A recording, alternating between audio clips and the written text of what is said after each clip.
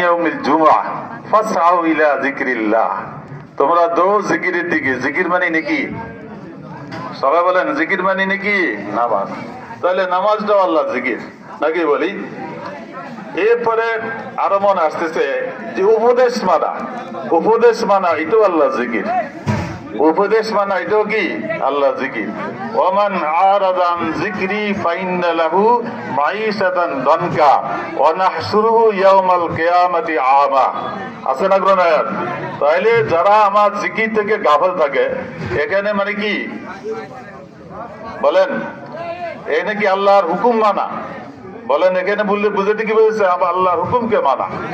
এই জন্য আবার আছে ফাজকুরুনি আযকুরুকুম, স্মরণ করা এটাও আল্লাহ জিকির নাকি বলি? এই জন্য আল্লাহ তাআলা অসংখ্য নিয়ামত আমাদের দান করেছেন। এই কথার লগে এটাও মিলে যাচ্ছে, ওয়াইন তাউদ্দু নিয়ামাতাল্লাহি লা তুহসুহা। যত নিয়ামত আল্লাহ দান করেছেন কেউ যদি গুনতে চায় গুনতে পারবে না।